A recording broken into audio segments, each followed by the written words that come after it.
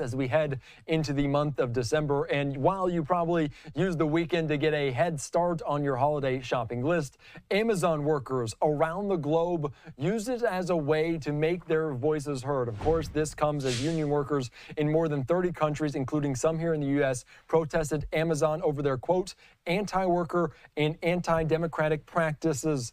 For more on the strike, let's be joined right now by Liz Bentley, the president of a consulting firm focused on leadership development. Liz, thank you so much for joining us here on Live Now from Fox to discuss the latest. And some people have heard of this strike, others not so much. What can you tell us about what you know about this so far?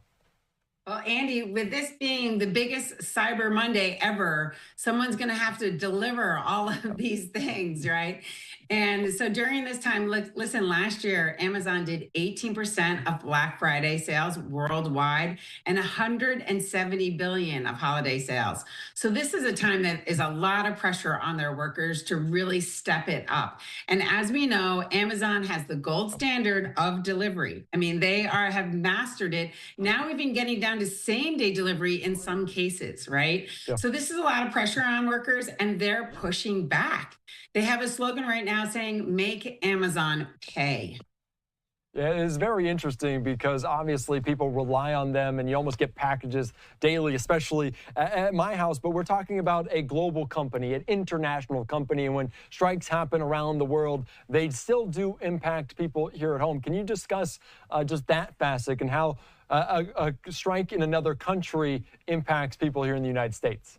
Well, let's start by saying that this year, this is the 5th year of them striking. So they've been doing this for 5 years in a row during this time, protesting and saying that they want better pay, better working conditions, and then some of the environmental issues. It's been happening in 20 countries worldwide. So this is a big, it's had a lot of impact. And I don't know that we're necessarily feeling the impact of other countries, but it's certainly something that's important to them and that they've been pushing back on for years. And, apparently with not really having their needs met.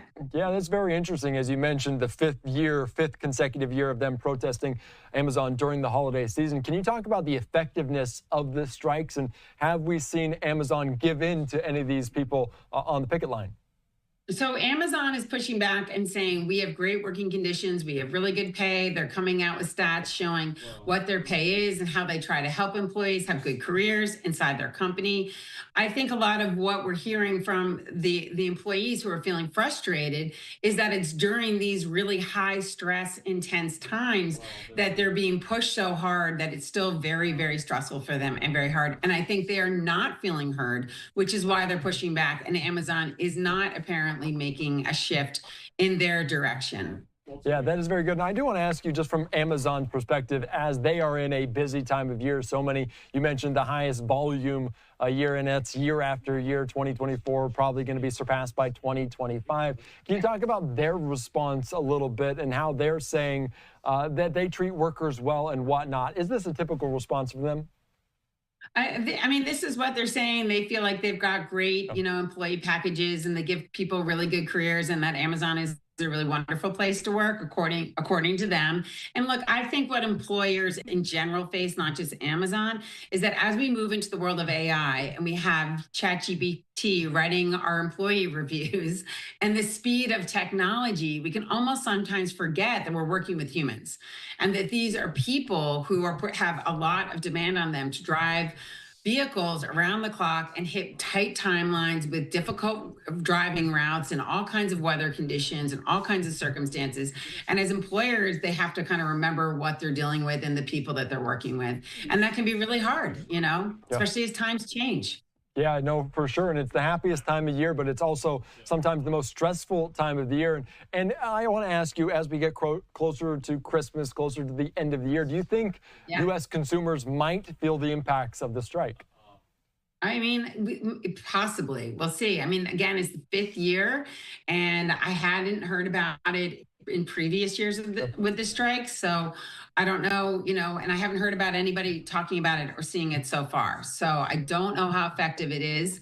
as far as feeling, feeling it as a consumer. So All we'll right, see. very good. Liz Bentley, thank you so much for joining us. Anything else that you want to add about this subject? Because like you mentioned, many Americans don't really hear about this strike happening in so many countries around the world, including here in the United States. Anything else that we should note before I let you go?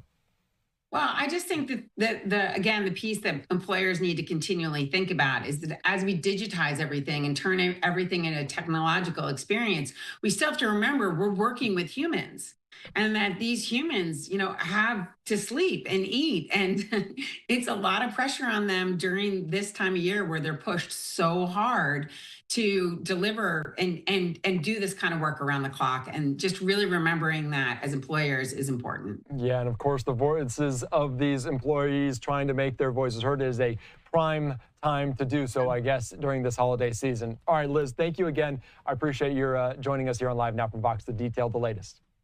All right. Thanks so much, Andy. All right, thank you so much.